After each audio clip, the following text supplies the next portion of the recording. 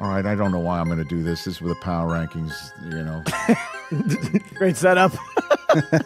because it's a no-win situation.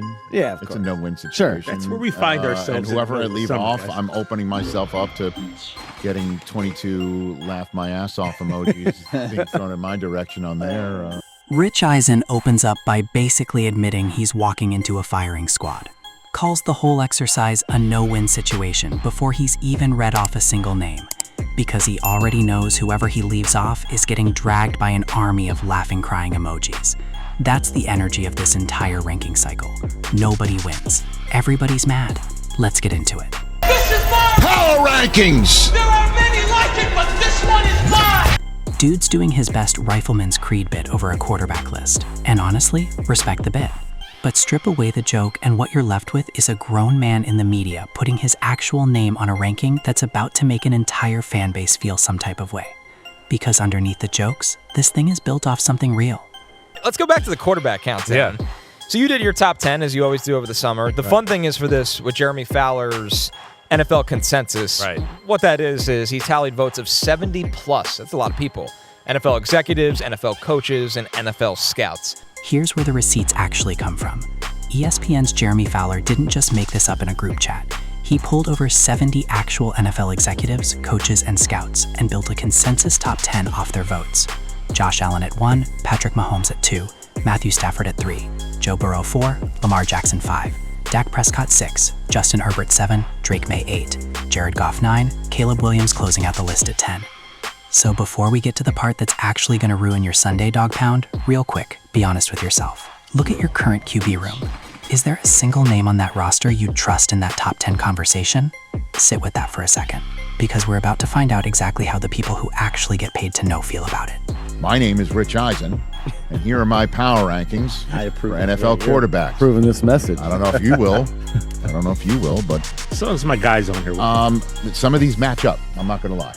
And that starts with number 10. I was thinking of putting Jaden Daniels here, but it's an incomplete grade right now. If this was after last year's, Well, yeah. after his rookie season, we'd put him there. Sure.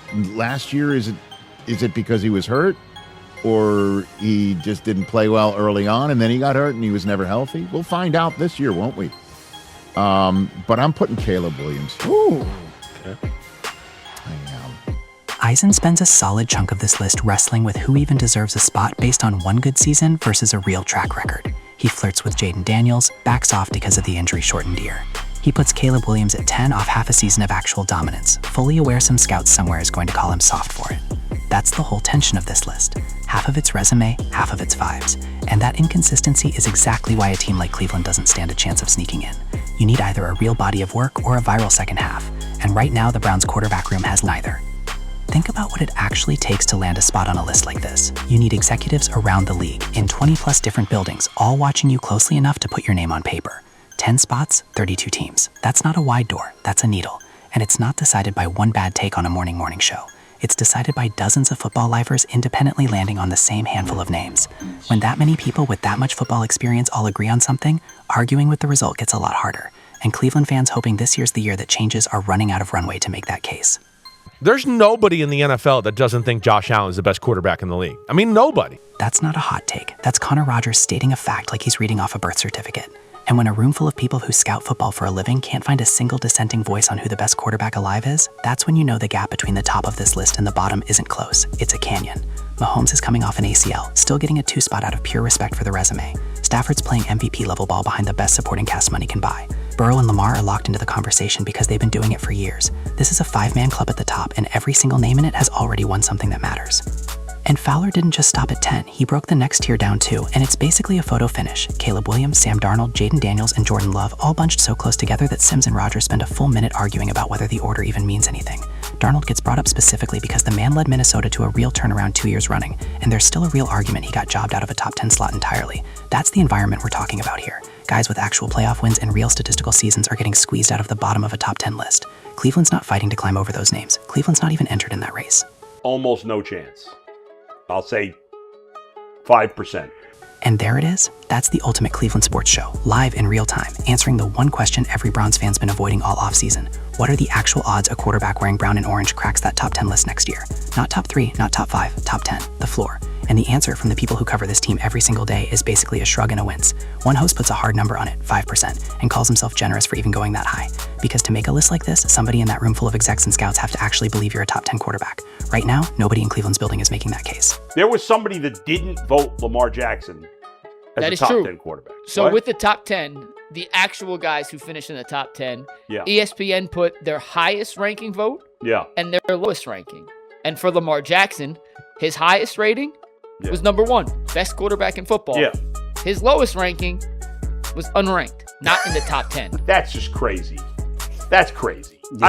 No matter how you feel about Lamar Jackson, on no planet is he not a top 10 quarterback. And I got to trust the judgment of that, whoever that person is. Same episode, and the hosts dig into something even wilder buried in the actual voting data. Somebody in that entire pool of executives, coaches, and scouts didn't even have Lamar Jackson as a top 10 quarterback at all, unranked. A 2-time MVP and one anonymous voter left him off the list completely. The hosts can't make sense of it, floating theories about some personal grudge behind the scenes, because on paper, it doesn't track any other way. And that's worth sitting with for a second, because if a 2-time MVP can get zeroed out by a single vote, imagine how far away you have to be, as a franchise, for nobody in that same room even to consider throwing you a courtesy vote.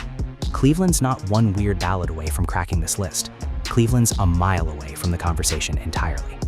Some of those names, Daniel Jones in particular stands out as, how is he getting top 10 He votes? did have a very good year before getting hurt. He did. Before the 5% line even drops, the hosts flag something that should make Cleveland fans genuinely uncomfortable.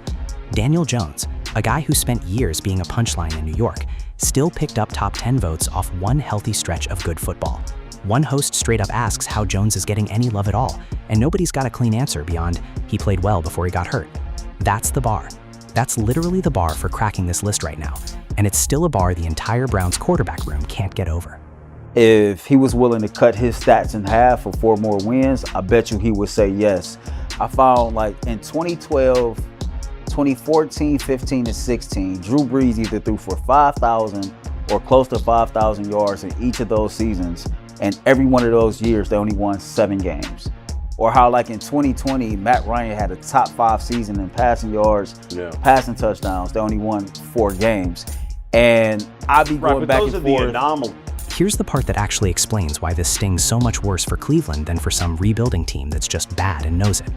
The hosts bring up Deshaun Watson, specifically whether 2020 Deshaun Watson, the version that was legitimately in MVP conversations in Houston, would have traded stat production for wins if you'd offered him the choice back then.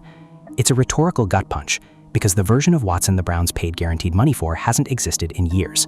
They point to Drew Brees throwing for 5,000 yards on 7-win teams, Matt Ryan putting up a top 5 statistical season and only winning 4 games, as proof that box score numbers and actual team success don't always line up. But Cleveland doesn't even have that problem to debate. There's no gaudy stat line to argue about. There's just a contract that isn't going anywhere and a QB room that isn't remotely close to this conversation. And it's not like the rest of the league is short on cautionary tales about quarterbacks who limbs it fast. Same episode, the hosts point at CJ Stroud, a guy who looked like a top 5 lock 2 years ago and has quietly regressed to the point where the hosts flat out say they don't know what happened. Houston fired his offensive coordinator, brought in a new quarterback coach instead of a new play caller, and Stroud still isn't the same guy. That's the argument that should terrify Cleveland the most. If a talent like Stroud can fall off this hard with the same head coach still in the building, imagine how much harder it is to develop anybody behind a franchise that's been through this much instability at the position. That's my power rankings of NFL quarterbacks. I took some off the real list, and I put mine on my own list. And those power rankings are brought to you by SoFi. Get your money right. I understand I didn't have Sam Darnold on there, or Jordan Love. Folks are pissed that he wasn't on the Fowler list, or Jordan I guess Love. Now this one. I toyed with putting Baker on there just because I can't quit him. And here's the twist of the knife. While Eisen's running down who just missed his cut, he brings up Baker Mayfield, unprompted, says he toyed with putting Baker on there because he can't quit him. Let that sit for a second. Baker Mayfield, the guy Cleveland drafted first overall, the guy in a franchise unceremoniously dumped the moment Watson's name hit the building, is out here getting real, unprompted top 10 buzz from a national host years later. Meanwhile, the room that gave up on him can't get a single sniff of that same conversation. That's not just irony, that's the entire Browns quarterback era in one throwaway sentence from a guy doing a bit about his own rankings. And the coaching versus talent argument doesn't stop there either. Sims and Rodgers get into whether it's the coaching staff or the player himself that actually makes a quarterback good, using Sam Darnold as the case study. A guy who bounced around for years didn't become him until he landed in Minnesota with the right staff around him and got paid off the back of it. Then they flip it with Tom Breeze, who left New England for Tampa Bay and didn't miss a beat, because at a certain level of talent, the system stops mattering as much. That's the exact debate Cleveland's front office has been having with itself for years, quietly, every time a new coordinator gets hired to fix whoever's under center. And it's still an open question, because nobody in that studio settles it either. I think I'm more of a guy of, if you ask me, what would you rather have? An overall solid football team or a top 10 quarterback? I'm taking an overall solid football team probably 10 times. I mean, you shouldn't have to choose between the two, but I mean, I would take the quarterback. I'd take the quarterback every time. I'd take the quarterback. So where does that actually leave the building? The Ultimate Cleveland Sports Show crew gets into the real philosophical split at the center of this whole thing. Would you rather have a top 10 quarterback or an overall solid football team? One host says he'd take the solid team almost every time. The other pushes back hard, says he's taking the quarterback every single time, because you can fix everything else around him, but you can't fix the position that touches the ball on every snap. Nobody settles it. That's the point. Cleveland's stuck living out both sides of that argument at once. A defense that can carry a team, and a quarterback room that a room full of NFL evaluators won't even glance at. So here's your answer to the question we asked you back at the top. You already knew deep down there wasn't a name on that roster you'd bet on. Now you've got the receipts.